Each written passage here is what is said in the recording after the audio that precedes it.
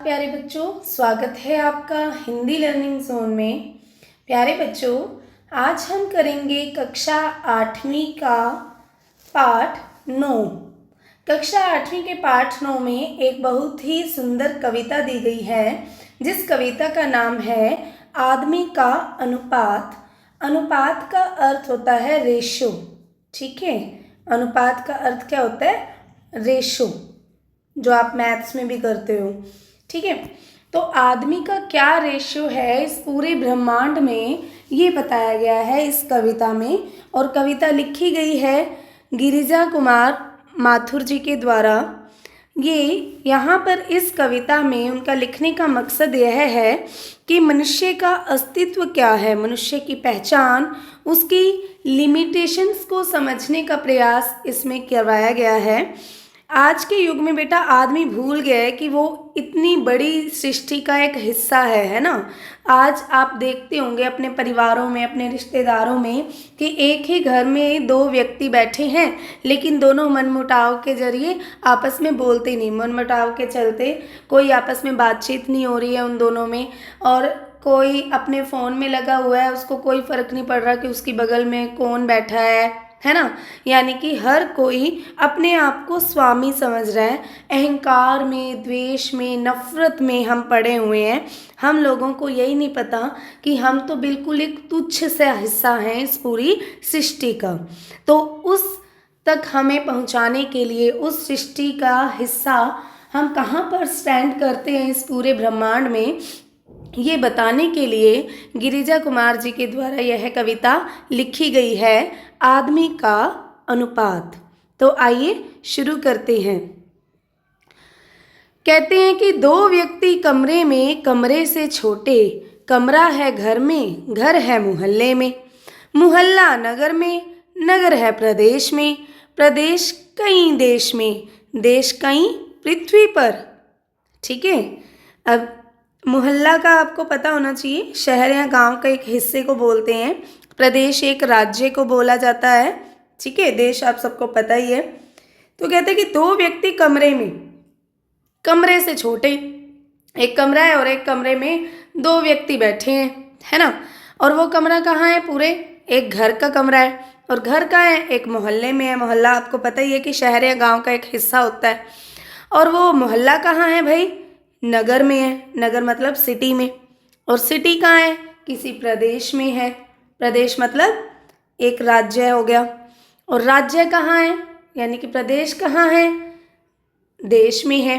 आप अपने हिस्से से चलते रहिए, आप किसी इलाके के रहने वाले हैं, ठीक है, उस इलाके से फिर आप उस सिटी का नाम ले लीजिए।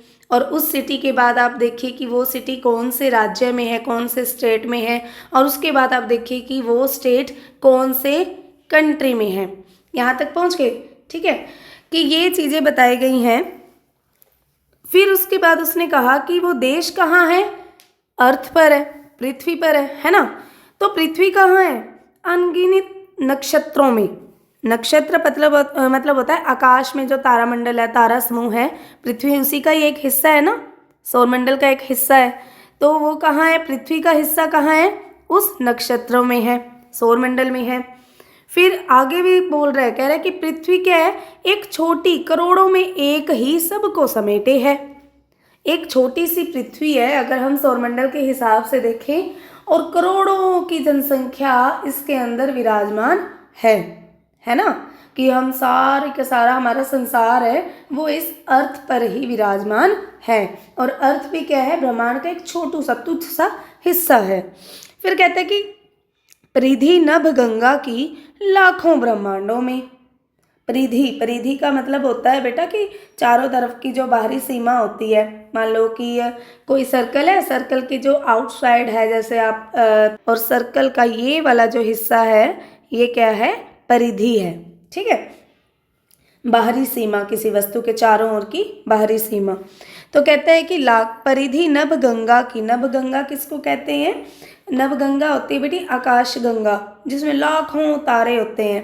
ठीक है, कि लाखों तारों की परिधि में, परिधि को समेटे हुए है ये पूरा का पूरा संसार। फिर लाखों ब्रह्मांडों में अपना एक ब्रह्मांड, और बहुत से ब्रह्मांड भी हैं जिसके अंदर ग्रह है, तारे हैं, आकाश गंगाएं हैं, है ना, और भी अनेकों पिंड हैं। तो ये एक नहीं है ब्रह्मांड, बहुत सारे ब्रह्मांड हैं। उन ब्रह्मांडों में भी बहुत सारी अर्थ है, पृथ्वियाँ हैं। तो हम कौन से ब्रह्मांड के हैं? तो गैलेक्सी में हम जो है अपनी पृथ्वी पर लाखों करोड़ों लोगों को समेटे हुए है ये हमारी पृथ्वी। अब आप सोचो कि कितना बड़ा संसार है, कितनी बड़ी पृथ्वी, और उस पृथ्वी में कितने सारे लोग, और उन लोगों में हम कहाँ पर स्टैंड करते हैं। ठीक है, तो यहाँ पर कवि क्या कहता है, जीवन की सीमा के दायरे की बात कर रहा है। कह रहा है कि छोटे से घर में रहने वाला मनुष्य किसी एक इलाके, नगर, किसी राज्य या फिर किसी देश का एक हिस्सा होता है ना। और प्रत्येक इंसान सामूहिक व्यवस्था से जुड़ा हुआ है, सब लोगों से जुड़ा भी हुआ है। जिस पृथ्वी पर वो रहता है वो पृथ्वी भी क्या है कि ब्रह्मांड की संरचना का बहुत ही छोटा सा भाग है ना। और हमारा पूरा ग्रह, हमारा पूरी पृथ्वी ब्रह्मांड के बड़े से विस्तार का एक छोटा सा हिस्सा है। ये कहना चाह रहा है कि हम लाखों लोगों में एक छोटा सा हिस्सा है, और जिस पृथ्वी पर हम रह रहे हैं वो पृथ्वी भी पूरे ब्रह्मांड का एक छोटा सा हिस्सा है। ठीक है, आगे क्या कह रहा है कवि? कवि कहते हैं कि कितनी ही भूमियाँ, कितनी ही सृष्टियाँ, यह है अनुपात आदमी का विराट से। कि देखो कितनी सारी पृथ्वी है, भूमियाँ है ना, जगह है, और कितनी ही सृष्टियाँ, कितने ही लोगों की सृष्टि हुई है, कितने ही लोग पैदा हुए हैं, और उसमें हमारा अनुपात क्या है? आदमी का विराट से। विराट मतलब होता है बड़ा।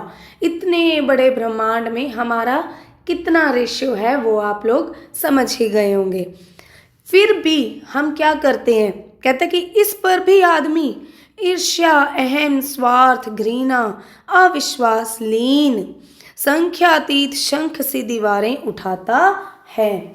शंख होता है, एक इकाई होती है मापने की, जैसे हम कहते हैं ना इकाई, दाई, सैकड़ा, हजार, 10,000, लाख, 10 लाख, करोड़, 10 करोड़, अरब, ठीक है, फिर खरब, फिर शंख, नील, पद्म। इस तरह से ये क्या है कि गिनती का हिस्सा है। तो यूनिट है, एक शंख क्या है? एक यूनिट है। तो कह रहे कि यहाँ पर कह रहे हैं कि इतना कुछ होने के बाद भी इंसान को पता है कि वो एक बिल्कुल छोटा सा हिस्सा है, एक तिनका मात्र है पूरे संसार का, ब्रह्मांड का। फिर भी उसने अपने अंदर क्या क्या रखा हुआ है? उसने अपने अंदर ईर्ष्या रखी हुई है, जलन रखी हुई है दूसरों से, अहम रखा हुआ है, अहम का अर्थ होता है अहंकार, स्वार्थ अर्थात लालच रखा हुआ है, घृणा अर्थात नफरत रखी हुई है, अविश्वास अर्थात किसी पे विश्वास नहीं करता वो। तो इंसान ने अपने अंदर इतनी सारी जलन, अविश्वास, लालच, नफरत, अहंकार पाला हुआ है। ऐसी ऐसी कई दीवारों की उसने, शंख मतलब होता है बहुत सारी दीवारें अपने मन के अंदर उसने पैदा की हुई हैं, है ना। हम इसी में ही रह जाते हैं सारा दिन कि मैं नहीं तेरे साथ बात करता, तू मैं तेरे से नफरत करता हूँ, जबकि हमें पता ही नहीं कि इतना बड़ा संसार है, बहुत कुछ है देखने को इस संसार में, हम तो एक छोटा सा तिनका मात्रा है, तो क्यों कर रहे हैं नफरत हम लोग। फिर कहते हैं अपने को दूजे का स्वामी बताता है।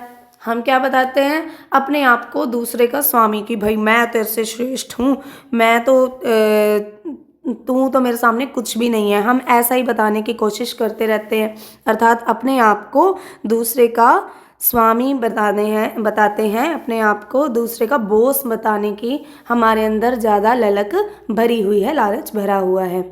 देशों की कौन कहे एक कमरे में दो दुनिया रचाता है। कहता है देशों की तो बात ही अलग है, देश तो चलो आपस में लड़ ही रहे हैं, भारत पाकिस्तान का युद्ध हो ही रहा है, यूक्रेन और रूस का युद्ध हो ही रहा है, लेकिन हम कौन सा कम है? हम अपने घर के एक कमरे में दूसरे इंसान के साथ नहीं बनाकर बैठ सकते, जबकि हमें पता है कि हम सब संसार का एक छोटा सा हिस्सा हैं और हमें भी एक दिन समाप्त हो जाना है, परंतु हम ऐसा नहीं करते, हम ऐसा नहीं सोचते। हमें तो बस अपनी ही पड़ी है, अपने आप को दूसरों के सामने ऊंचा दिखाने की ही लगी रहती है, जो कि बिल्कुल गलत है। तो बेटा ये छोटी सी कविता थी और इस कविता के माध्यम से कवि यही कहना चाहते हैं कि हमें पता है कि हम ब्रह्मांड का एक छोटा सा रूप हैं, छोटी सी सृष्टि का एक छोटा सा हिस्सा हैं, परंतु फिर भी हम अहंकार, द्वेष, घृणा और स्वार्थ में लीन रहकर दूसरे आदमियों को स्वयं के सामने तुच्छ समझते हैं, छोटा समझते हैं। और ये कविता क्या करती है, सृष्टि के विस्तार और मनुष्य की सोच, मनुष्य की मानसिकता को हमारे सामने लाकर खड़ा करती है। हमें ऐसा नहीं करना चाहिए, हमें सभी के साथ सद्भावना के साथ रहना चाहिए। यही इस कविता का मुख्य उद्देश्य था। कविता में शंख की बात की गई थी बेटा, तो मैं आपको एक बार ये दिखा देती हूँ। आपकी पाठ्य पुस्तक के पिछले पेजों में है ये कि जो शंख है वो क्या है, वो एक यूनिट है, एक इकाई है। जैसे हिंदी में ऐसे बोलते हैं हम, इकाई, दहाई, सैकड़ा, हजार, 10,000, लाख, फिर 10 लाख, फिर करोड़, 10 करोड़, अरब, 10 अरब, खरब, 10 खरब, और नील, 10 नील, पद्म, 10 पद्म, शंख, 10 शंख, और फिर महाशंख। तो ये जो है इसमें रेज टू पावर, जैसे 10 की पावर कितनी है, 19। इसका मतलब कि इसमें एक के बाद 19 जीरों मिलेंगी, ठीक है। ये महाशंख होता है। तो ऐसी ऐसी हजारों शंखों दीवारें हमने अपने अंदर भरी हुई हैं, जो कि बिल्कुल ही गलत है। आशा है कि आपको कविता का भाव समझ में आया होगा। समझ आया है तो कविता को, इस कविता के लिंक को दूसरों के साथ शेयर ज़रूर करें, लाइक करें, सब्सक्राइब करें। बने रहें हिंदी लर्निंग जोन के साथ। मिलते हैं अगले पाठ में।